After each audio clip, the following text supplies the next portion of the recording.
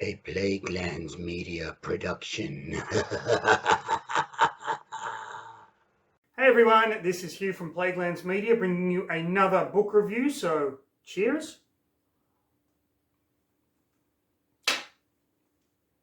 Now, a little while ago I reviewed the 7th James Bond novel, Goldfinger by Ian Fleming. Those of you that have seen that review will know that I did not care very much for that book, and that's putting it very politely. Today I am reviewing the spiritual successor, Trigger Mortis by Anthony Horowitz. Now, this book was written after Anthony Horowitz was invited by Ian Fleming's estate. He was allowed to go through Ian Fleming's office and he found some notes from a James Bond TV show that Ian Fleming was actually working on for the American audience. And he read some of the notes and got very interested in what type of a story Ian Fleming was kind of crafting here. Now, in previous James Bond novels, he always goes up against the villain in some way. With Goldfinger, it was that really boring golf thing. Baccarat in Casino Royale, that kind of a thing. In Trigger Mortis, it's car racing, which I thought was very interesting, was a very well-written sequence. So this is going to be a spoiler-filled book review. I'm just going to go over the whole plot. So if you don't want to know the plot, you can stop watching here, and I will just say I highly recommend this book. It was fucking fantastic. But if you want to continue on, then strap yourself in for the next episode of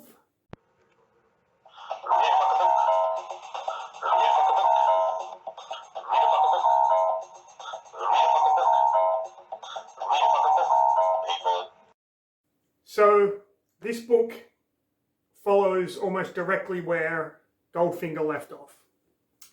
James Bond is in London. Pussy Galore has followed him to London and they're kind of living together. And it's a very strained relationship because Pussy Galore is obviously a lesbian or bisexual and James Bond is a womanizer. He gets called into M's office, and what the Secret Service has basically found out, or MI6 I should say, is that Smersh, the evil Russians, are competing with the Americas in the space race to get a rocket into the atmosphere. So they've decided to send one of their agents to a motor race in Germany where they're going to kill the most famous American car racer to show them that their car is better and Russian technology is better and all of that kind of stuff, which it was a little bit of a stretch at the beginning, but, you know, just bear with me. So M says to Bond, I need you to go and learn how to race cars. Bond has actually raced cars before, but this German racetrack is notorious. I'm not even going to try and pronounce it. Bond tells Pussy that he has to go away for a bit. He drives to this car race kind of track where this woman is going to help him perfect the car racing in the Maserati. It's the car that they have chosen for Bond. Bond kind of falls for this woman, but she doesn't reciprocate any of his feelings. At that point, they kind of go out for dinner, and Bond is just about to leave for the car race. So they go out to dinner, and as they go back to the hotel, the hotel porter says to Bond, your wife was here, but she left. Now, Pussy has informed Bond when they were in London that she was being followed around by two guys, but didn't think it was going to be a problem. Bond and the lady race car driver chase after these people, and they end up finding that they've taken Pussy Galore into this standing stone, like a mini Stonehenge place, and they've tied her up and they're painting her with gold paint as revenge for her betraying Goldfinger in the earlier book. Bond manages to save her. They get her to the hospital. The race car driver sits with Pussy Galore all night, and then when it's time for them to part ways, Pussy Galore and the race car driver go off together because it turns out she's a lesbian, and her and Pussy Galore got to talking. So that kind of story arc gets settled up. Bond travels to Germany, where he's due to meet the American race car driver, who is actually quite friendly and gives him some tips and takes him around the track and shows him what to do and all that kind of thing. Bond practices on this racetrack, realizes how difficult this is going to be, gets an understanding of exactly when the German driver is going to, sorry, the Russian driver, Dimitrov, is going to take out this race car driver, and it's Bond's plan to take Dimitrov out first and make it look like an accident. That evening, he's in a bar with all the other race car drivers. Excuse me one moment. Sorry about that little delay. I didn't get a lot of sleep last night and I'm a little under the weather. Didn't think you want to see me blow my nose on camera. But that evening, Bond is having drinks with all the other race car drivers that are competing in the race, and he looks out the window and he sees Dimitrov and Colonel Gasparov, who is one of the higher-ups in Shmersh, a couple of other Russians, and a South Korean man talking on the street, and the South Korean man looks a little bit upset. He doesn't know whether to follow them or not. Ultimately, he decides not to, but he does go to the American race car driver and says, do you know who that guy is? And the American race car driver says, that's South Korean man, Jason Sin. His Korean name is Jae Song, but kind of got butchered to Jason Sin, who is a wealthy businessman who is interested in the sport of motor racing, among other things. So the next day, the race is set to start. Bond fucks up the time trial. So he's starting kind of towards the back of the pack. He gets his mechanic to take out half of the fuel in the car to make it lighter. And then the race starts, and it's really tense, and it's very well written. And ultimately, of course, Bond manages to take out Dimitrov. And when Dimitrov's car crashes, Dimitrov gets covered in fuel and set on fire. Bond is debating whether or not to let him die, but ultimately he saves his life. It also puts Bond out of the race, but Bond didn't care. He had no intention of finishing anyway. That evening, Bond goes to a party at Jason Sin's castle, I guess you would call it, where he meets Jason for the first time. Jason acts very suspicious. He ends up managing to subdue a guard as a diversion to sneak upstairs to check out Jason's office.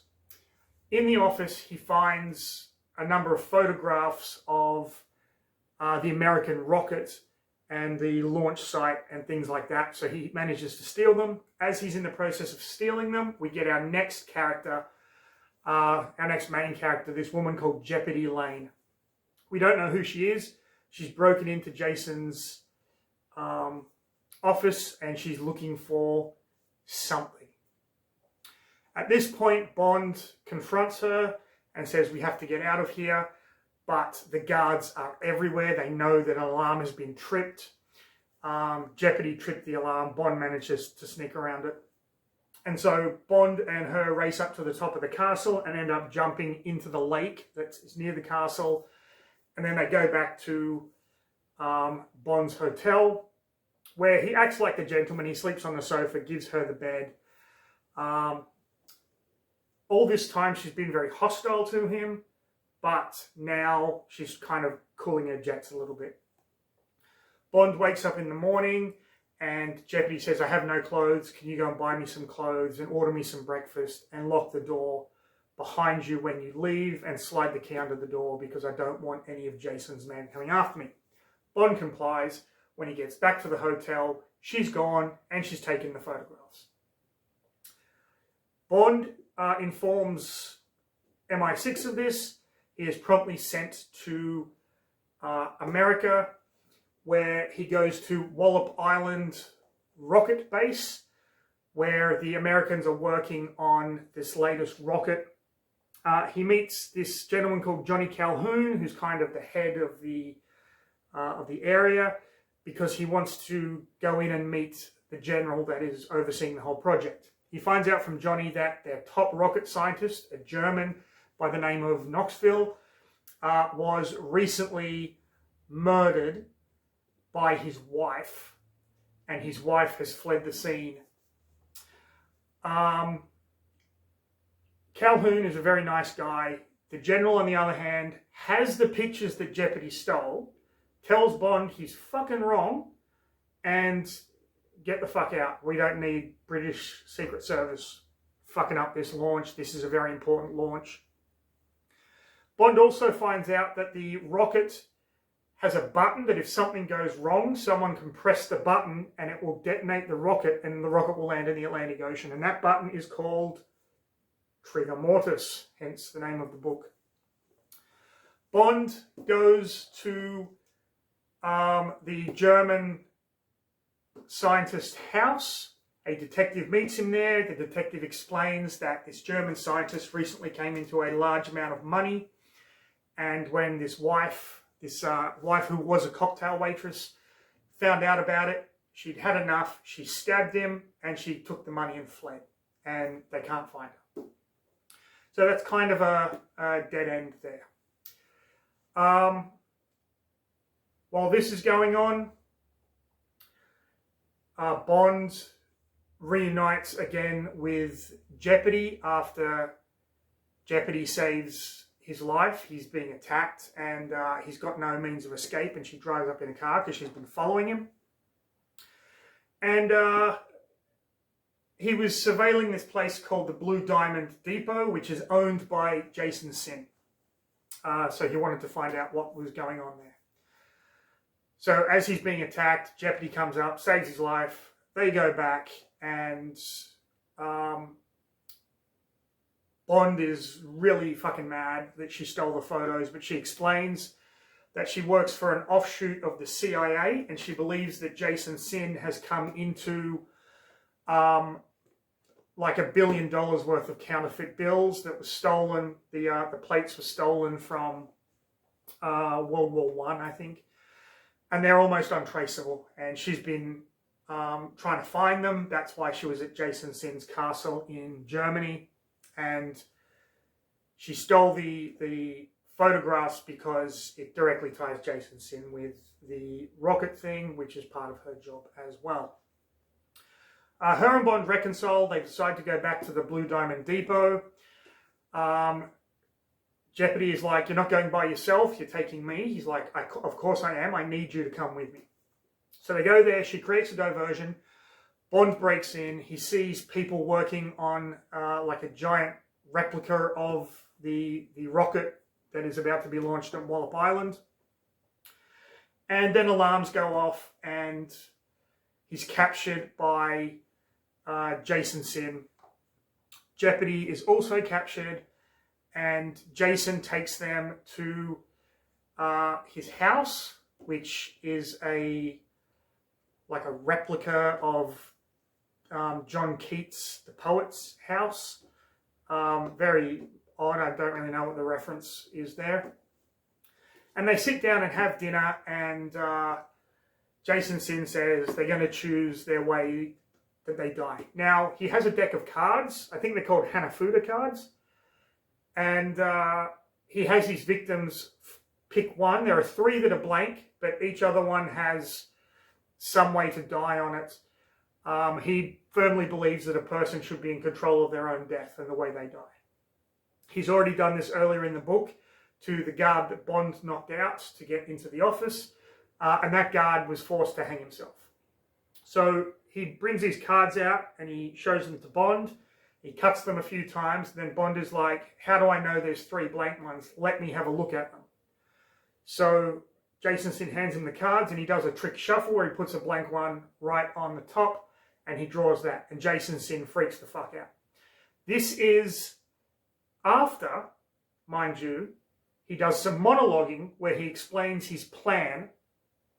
His plan is that he was paid by the Russians to sabotage the rocket, and then he's going to blow up the Empire State Building in Lower Manhattan with C4 on a train, and then he's going to put rocket parts around it so it looks like the American rocket crashed into the Empire State Building.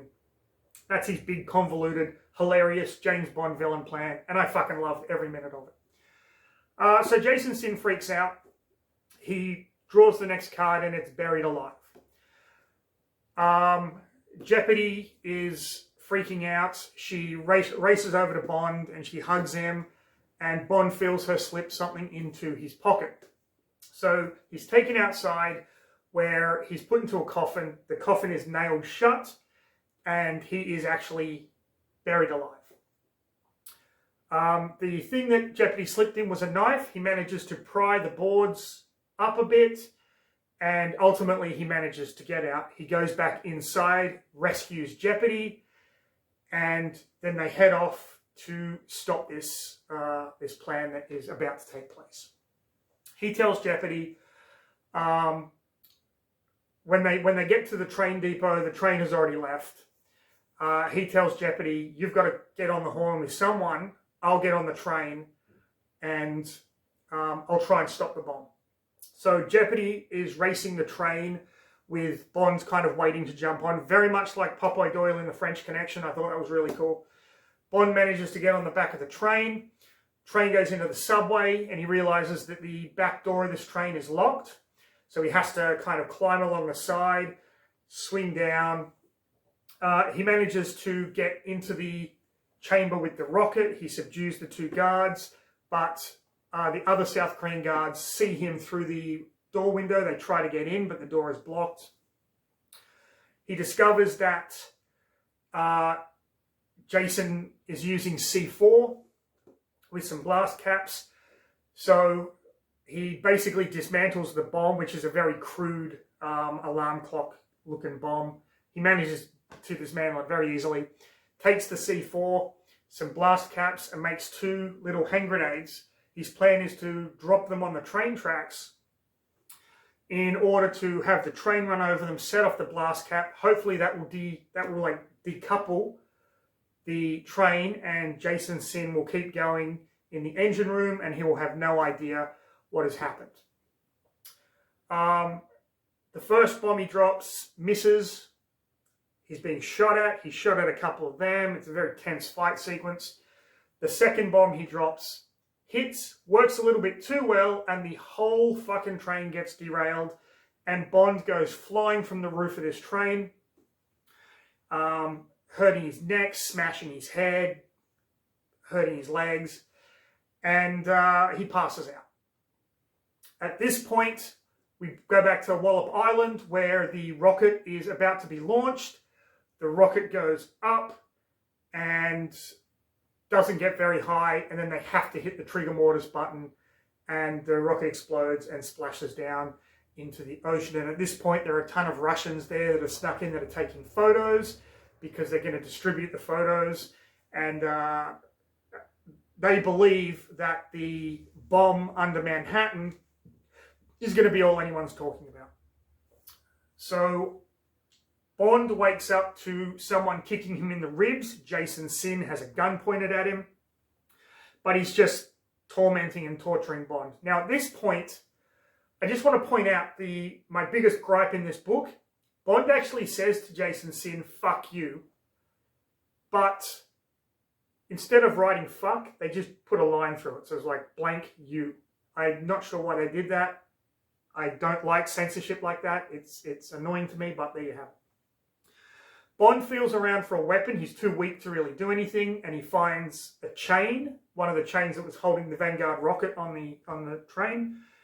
And he, as Sin is about to shoot him, he throws the chain at Jason Sin's leg, and it lands on his foot. And Jason Sin is mocking him, is that the best you can do? And Bond says, no, this is, and he throws the chain, and it hits the rail, and Sin gets electrocuted and dies. Bond manages to get out of the train station, and then we find out that the American, the FBI and the Secret Service and all that are so grateful to Bond that they put him up in a fancy hotel. They discovered that the German scientist's wife took all the money, but it was the money that was paid to the German scientist was counterfeit. So she went to Vegas, tried to use it, discovered it was counterfeit, ended up killing herself. Jeopardy is off being debriefed, but she comes back and her and Bond have dinner. They end up in bed, of course. Every good Bond book and movie has to end with a sex scene. And they talk about the connection that they've made, but Jeopardy is like, this will never work out. You live in London, I live over here. I'm going to leave in the morning. Can you just not wake up or just keep your eyes shut until I leave? Which Bond does. He then goes back to London, where he is driving through the rain, and he gets to the MI6 building, and he sees someone walking towards him as he's getting out of his car. And it's Dimitrov, the Russian that Bond crashed into during the race, and he's back for revenge. But Bond is in his Bentley, and he manages to dodge the first bullet by ducking down, and the bullet hits the window, which is bulletproof glass. And then Bond manages to get 2 shots into Dimitrov, thus killing him.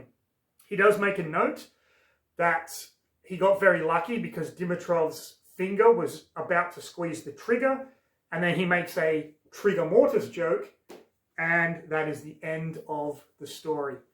Action-packed, a lot of fun, very well written, great characterization. I cannot recommend this book enough. That is Trigger Mortis by Anthony Horowitz. If you enjoyed the video, like, subscribe, leave a comment, hit the notification bell so you will never miss a video. But most importantly, stay safe, have a fantastic rest of your day, and read a fucking book, people.